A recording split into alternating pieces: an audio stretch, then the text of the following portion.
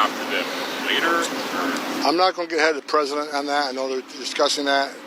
I'm part of those discussions, but I'm not going to get ahead of the president. We'll see what they come up with. Mr. Homan, last week ICE arrested 11 Iranians passed through border during Biden administration. One of them was a sniper for Iranian army. The other one was, while he was arrested, he had firearms on him.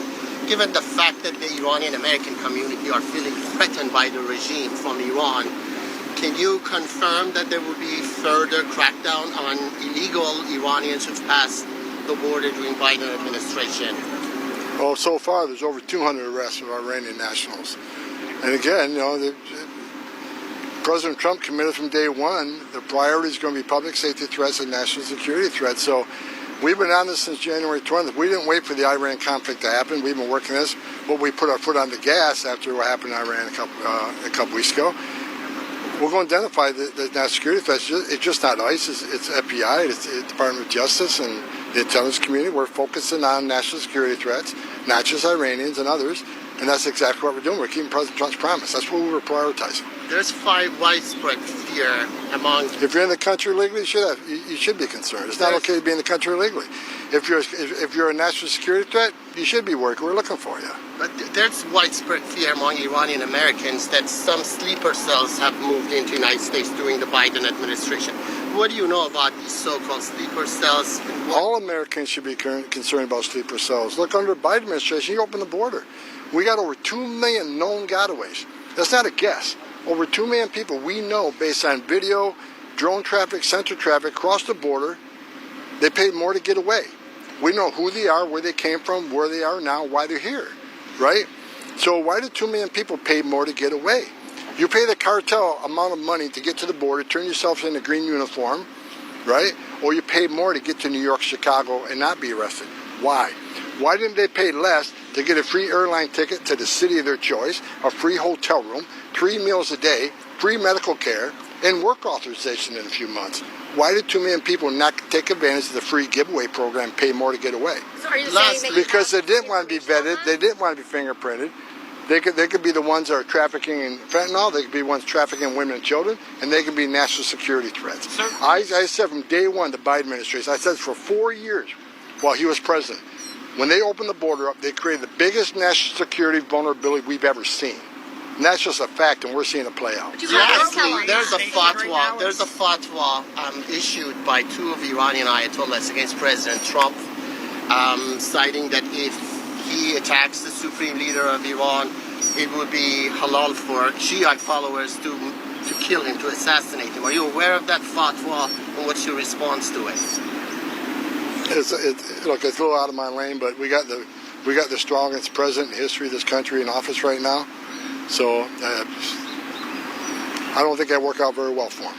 So there are Marines stationed right now in the San Diego area helping with border protection. If encounters have dropped as dramatically as we know that we've seen the numbers drop, why is it necessary for a Marine presence to be there near the San Diego border? Because it's a national security issue right now. I think we all recognize the national security temperature right now is at a high level. We're going to take every opportunity we can to secure that border and make sure we don't do what Biden administration did and let the gotaways. Let me give you, for example, having those resources on the border right now, on an average day under Biden administration, we had 1,800 gotaways that we knew of, that we counted in 1,800. You know what they were today? 18. So we got that border locked down. So then why is it necessary for the Marine presence to be there in addition to the regular border? So there's less gotaways. The more resources we have, the more people we stop from coming in the country. Especially right now during national security, the vulnerability we have right now with Iran and other countries, I'd rather have too many resources than not enough. Because once you make that mistake, there's no going back.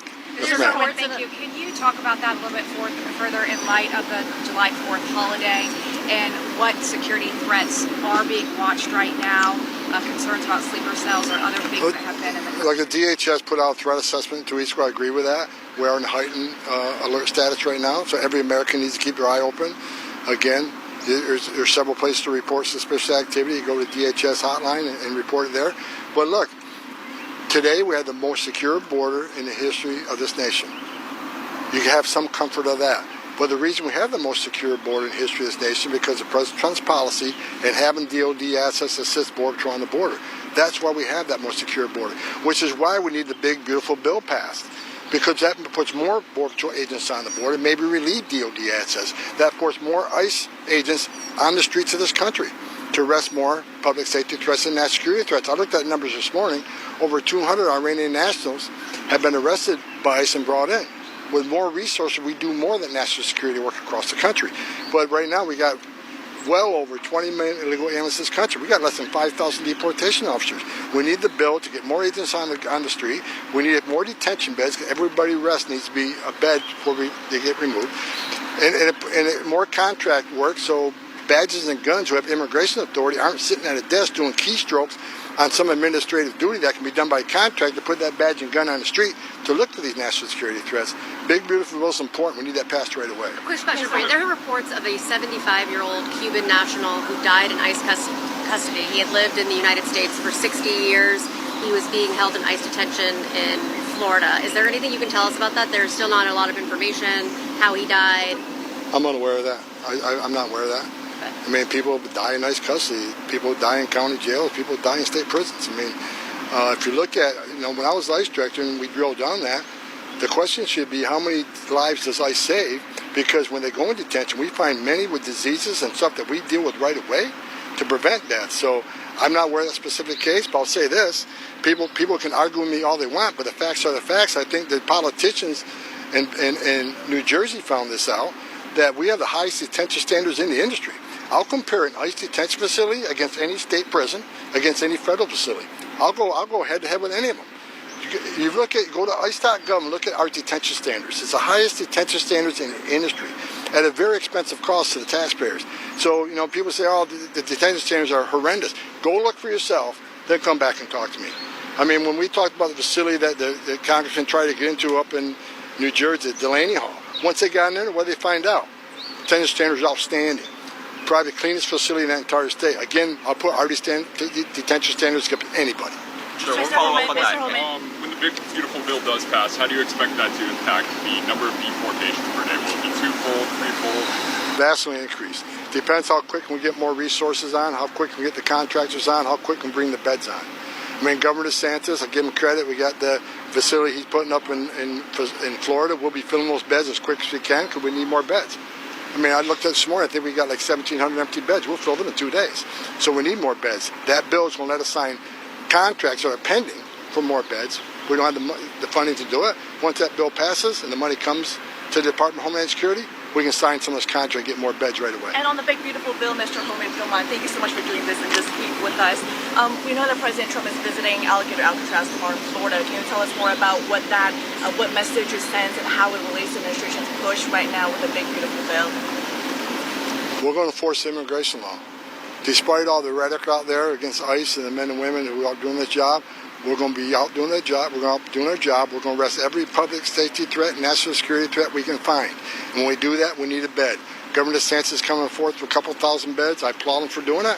And it's a pretty good cost, too, if you look at the total cost of that bill. Money that used to go to NGOs, put somebody in a hotel room at $500 a night, will help fund these facilities. And here's what you need to know that no one talks about. Facilities that we contract through, like the Governor DeSantis facility, when you're in an ICE contract facility, you get a hearing and a judge within 40 days. But under the Biden administration, they put them in custody of an NGO, put them in a hotel room at $500 a night, because they know doing that would push their hearing out 3, 5, 7 years, because immigration judges prioritize those in detention. So they play the long game. Let's leave thousands of empty ICE beds already paid for. Let's leave them empty. Let's give these people to NGOs. That pushes the hearing out 3, 5, 7 years. What happens then? What they're hoping happens then? There's a Democratic administration that awards amnesty to millions of people. That's not going to happen.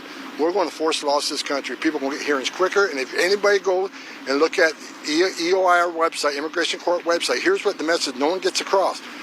You can claim asylum in this country. If you go the last 10 years of immigration court data, nearly 9 out of 10 people who claim asylum get an order removal because they simply don't qualify for asylum. They're not escaping fear and persecution from the homeland because of race, religion, political affiliation. They're coming here for a better life, and I get that. But that's not asylum. We're enforcing laws, And the great success we're having proves you enforce the law, you can secure the border. You enforce the law, you can make this country safe again. That's what we're doing. Are there going to be more military deployments, sir? Any more on the border?